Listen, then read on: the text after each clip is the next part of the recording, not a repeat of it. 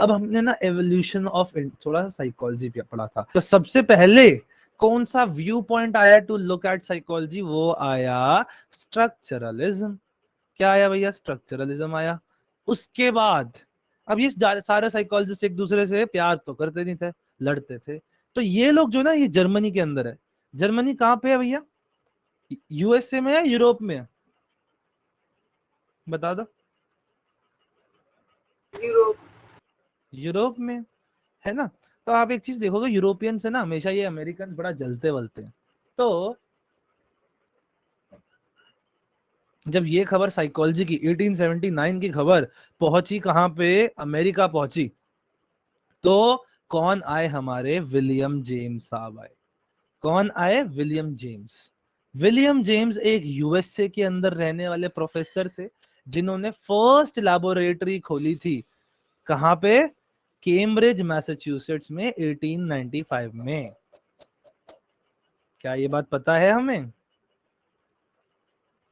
बताओ भाई।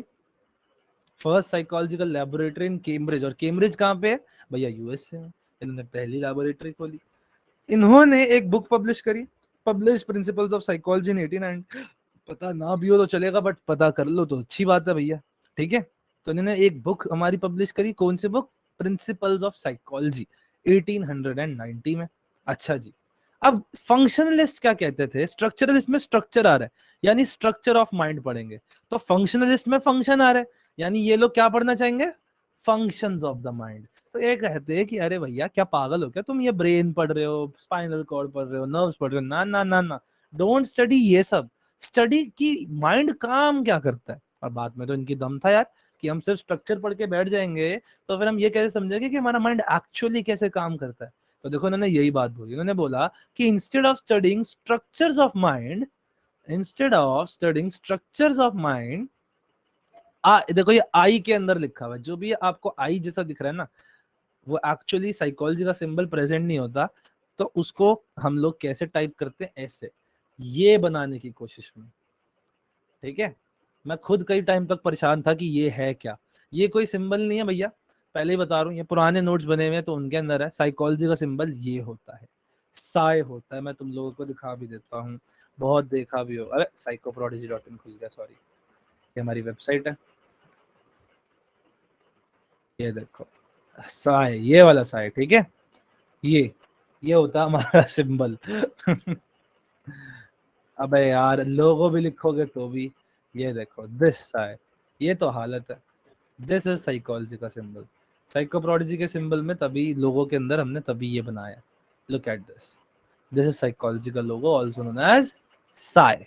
चलो भैया, तो फंक्शनलिज्म आए। फंक्शनलिस्ट क्या बोलते हैं भैया? कि फंक्शंस ऑफ द ब्रेन को पढ़ना चाहिए हमें। बहुत ही बढ़िया, बहुत ही बढ़िया। How behaviour functions in making people deal with environment. Number 1, कैसे बिहेवियर हमें एनवायरनमेंट के साथ डील करने में हेल्प करता है। हमने काफी कुछ लिखा था।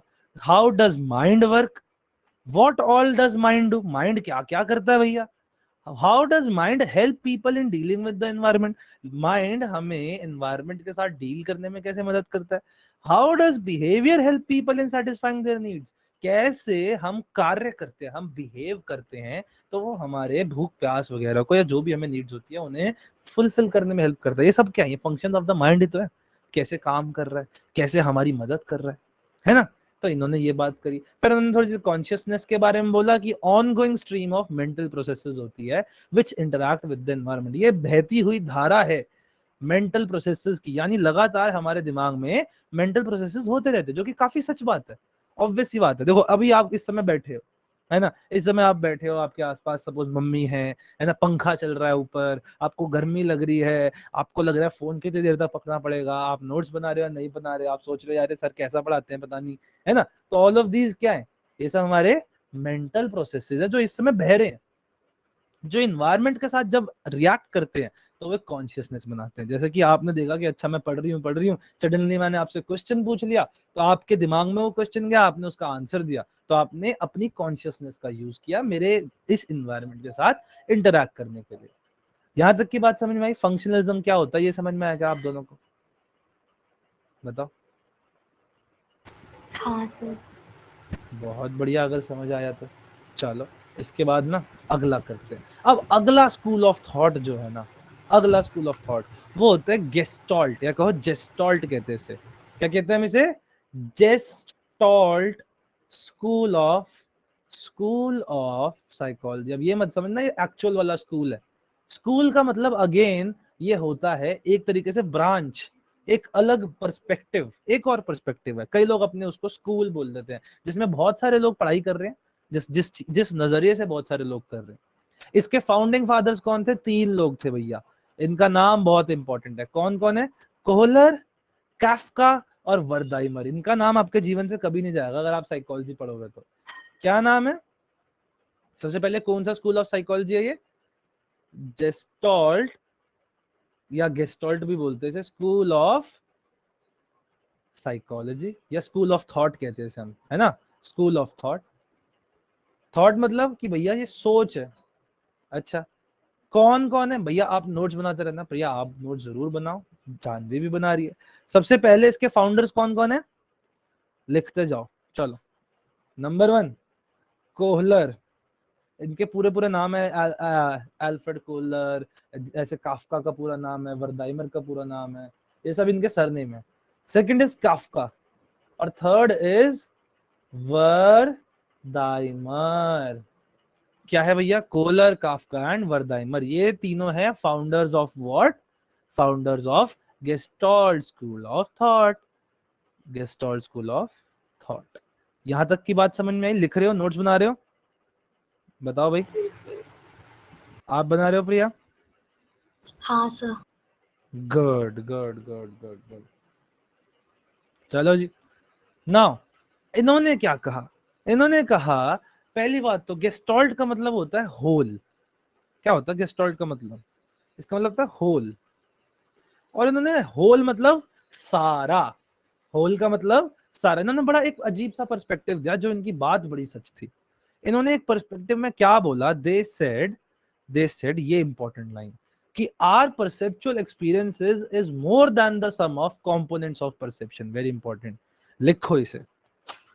Are perceptual experiences are more than the sum of all the क्या भैया? components of perception। components, और मेरे को याद है जब हम 11th में होते थे हमें ये लाइन कभी समझ नहीं आती थी, all the components of perception। लेकिन देखते हैं, समझ के देखते हैं। अच्छा जी, अच्छा, चलो लिखो पहले तो आप लोग ये, जब लिख लो तो बता देना। रिटर्न। रिटर्न, प्रिया आप बताओ। हाँ सर।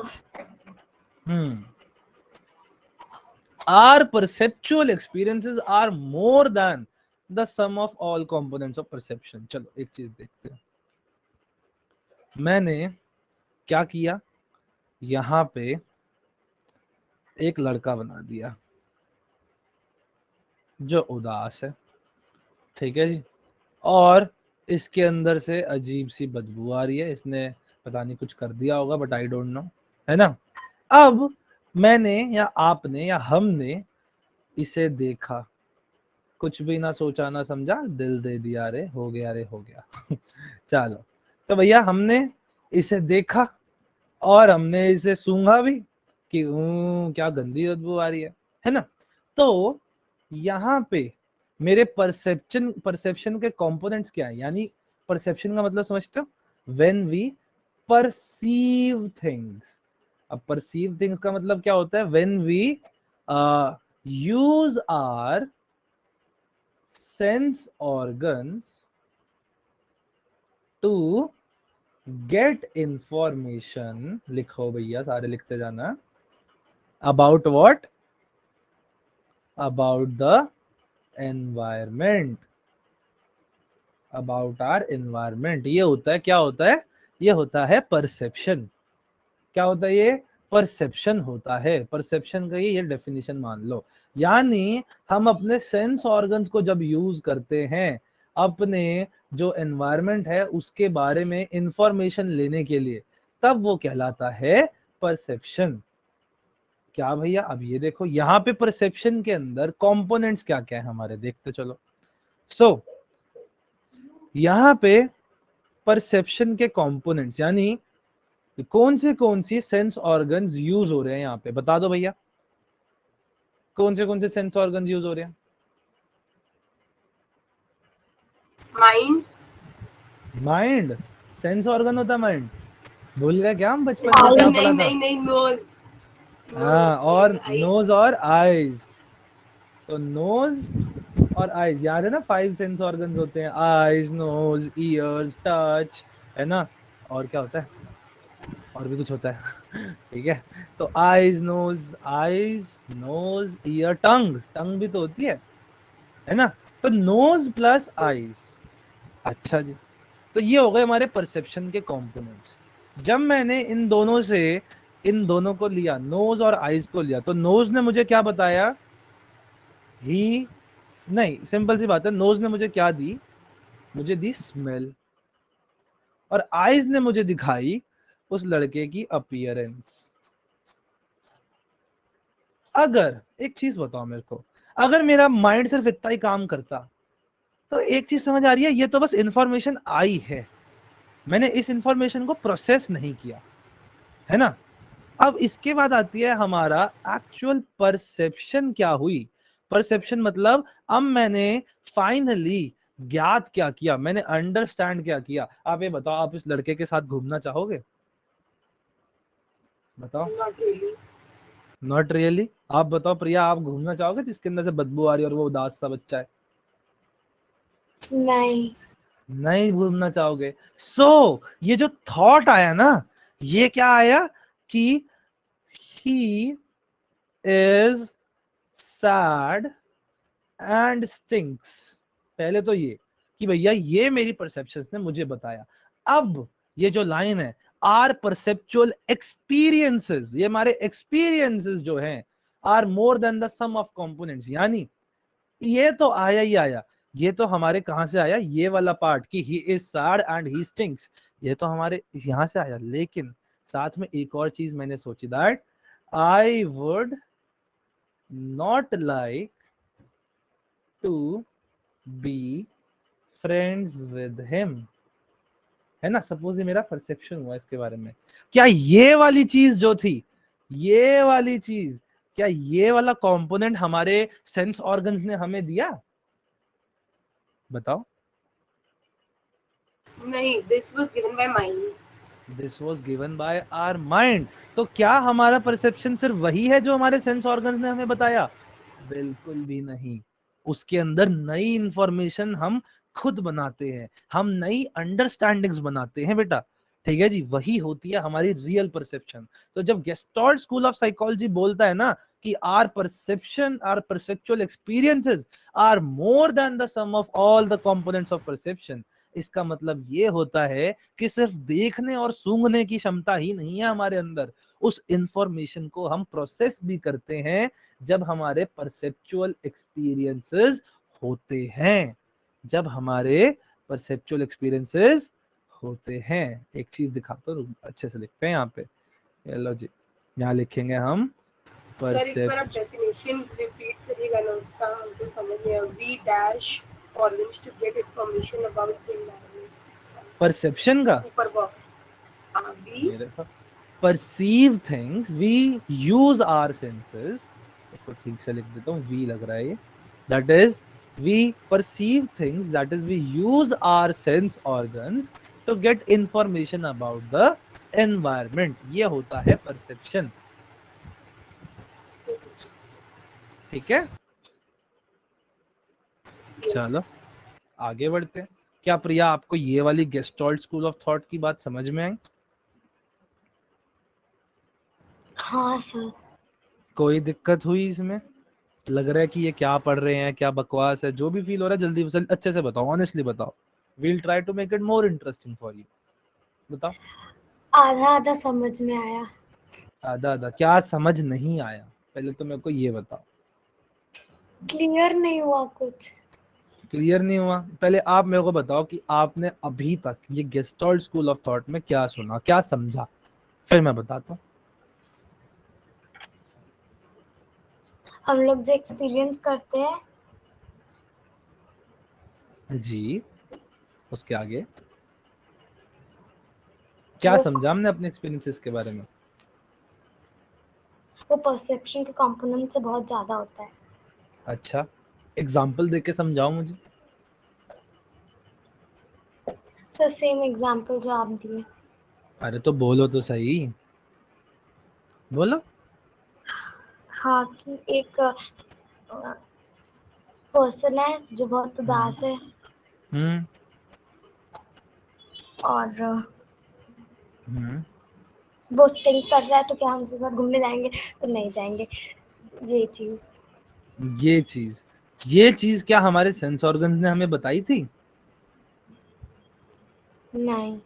नहीं, हमारे सेंस ऑर्गन्स ने बस दो चीजें बताई कि पहली बात वो उदास है, दूसरी बात वो स्टिंक कर रहा है ना? तो अब बताए गेस्टाल्ट स्कूल ऑफ थॉट क्यों आया बेटा? हम इस समय समझ रहे हैं इनिशियल लेवल से साइकोलॉजी, जब जब कहीं पे कुछ भी नहीं था, वही था, ऐसा कुछ देख रहे हैं हम इस समय। कुछ भी नहीं है इस समय साइकोलॉजी में। पहले इंसान ने कहा कि चलो ब्रेन पढ़ते हैं, दूसरे बंदे ने बोला नहीं ब्रेन नहीं पढ़ेंगे, हम लोगों के अंदर क्या चल रहा है वो पढ़ेंगे। अब ये तीसरे लोग आए जिन्होंने बोला अरे भाई, जिसे तुम पढ़ रहे हो ना, एक काम करो। देखो actually gestalt school of thought क्या कर रहा है, ये हमारे स्ट्रक्चरलिज्म और फंक्शनलिज्म को ज्वाइन कर रहा है। कैसे ज्वाइन कर रहा है? देखो, स्ट्रक्चर ऑफ द माइंड के क्या हमारे sense organs structure of the brain के साथ आ जाते हैं, उनको ले रहा है और उनके साथ ये बता रहा है कि जो फंक्शंस है वो सिर्फ इन स्ट्रक्चर्स पर डिपेंडेंट नहीं है। यानी ह्यूमन का माइंड सिर्फ और सिर्फ ब्रेन नहीं है। ये चीज हमें समझाने की कोशिश हो रही है। हम जो हैं, मनुष्य जो है, वो बहुत हाई लेवल सोचते हैं और उन चीजों से बहुत ऊपर सोच लेते हैं जो हमें दिख रही हैं। तो कई बार जो सिर्फ दिख रहा है उससे ज्यादा भी हम सोच पाते हैं। ये चीज है गेस्टाल्ट स्कूल ऑफ थॉट का मतलब। अब समझ में आया? हाँ sir.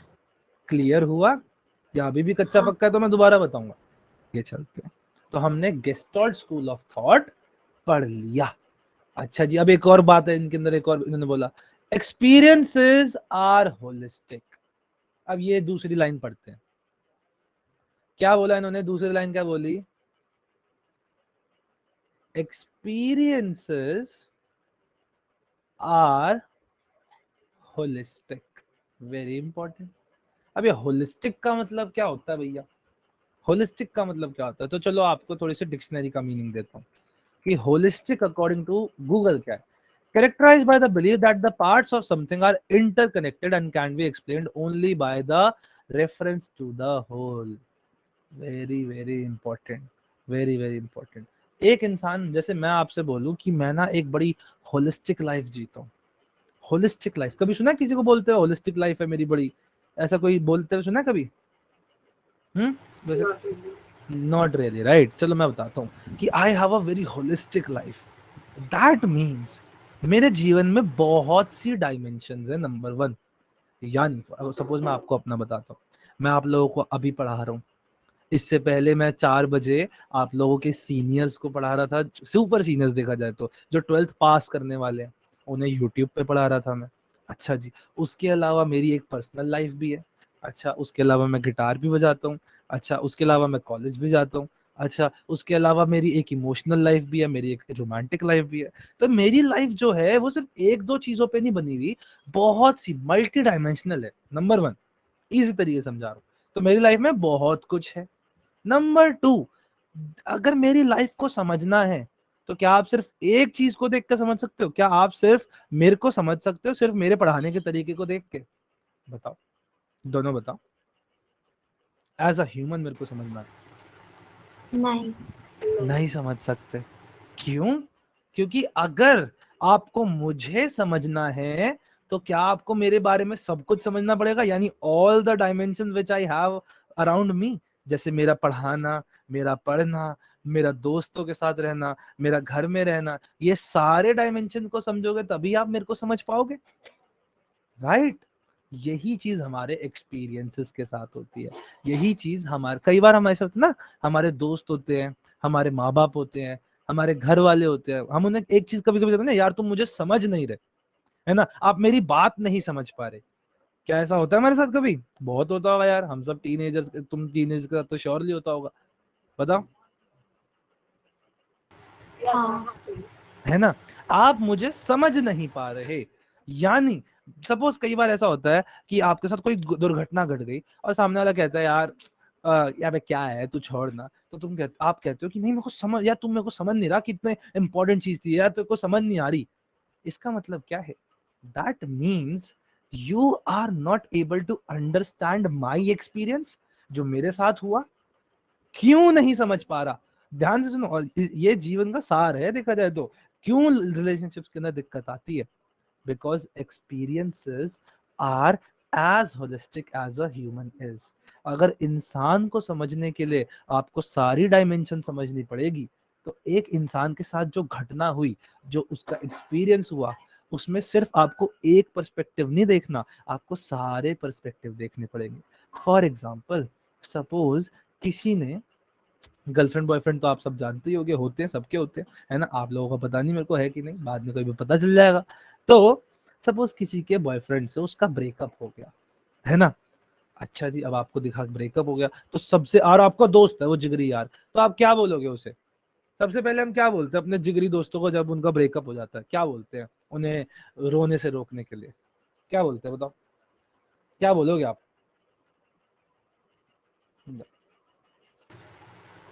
Move on. Move on करो, लेकिन हम सामने वाले की बुराई नहीं करते, उसके जो उसका एक्स बॉयफ्रेंड था, हम उसकी बुराई नहीं करते, ये तो बंदा ही खराब था, you deserve better. Don't we say like this? Yes. है ना, we do say like this, because इस समय we are not understanding him, we are not understanding their relationship. क्यों? क्योंकि हम सिर्फ एक तरफ से देख रहे हैं। कौन सी तरफ से देख रहे हैं? उस बॉयफ्रेंड की तरफ से या हमारे दोस्त की तरफ से देख रहे हैं? हमारे बताओ। दोस्त की तरफ से। हमारे दोस्त की तरफ से देख रहे हैं। हो सकता है उस बॉयफ्रेंड के साथ भी कोई दिक्कत हुई हो सकता है उसके घर में दिक्कत हो सकता है वो जीवन में कहीं फंसा हुआ हो, तो हम उसको समझ नहीं पा रहे, हम उसके और ये पूरे सिचुएशन के एक्सपीरियंस को नहीं समझ पा रहे ढंग से। Because experiences are holistic, that is to understand one experience you have to understand, क्या समझना पड़ेगा बताओ? All the situation. dimension of a person's life. Everything about it, everything about it. To understand an experience you need to understand everything, all the dimensions about that experience। ठीक है जी, आपको उसके बारे में सब कुछ समझना पड़ेगा। That is why gestalt school of psychology ने इतना जोर क्यों दिया इस बारे में, क्योंकि उन्होंने कहा कि सिर्फ एक नजरिया या एक डायमेंशन ऑफ एक्सपीरियंस देखने से कुछ नहीं होगा।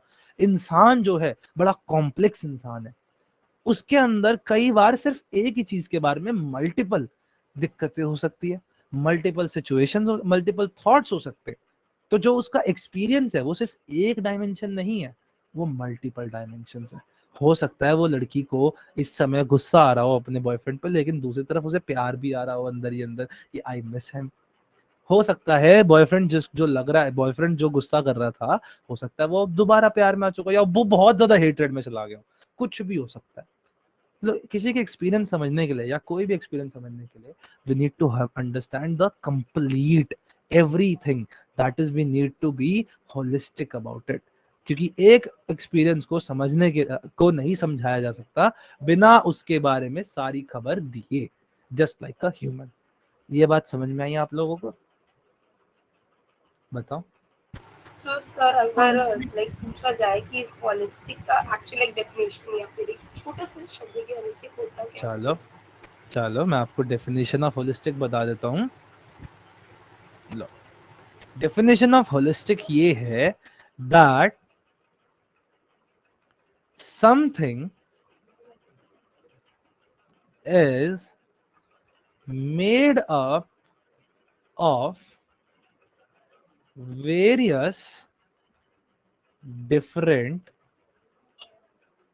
components and the thing या फिर कहो anything, the something cannot be understood without understanding, without understanding क्या, all the components that it has।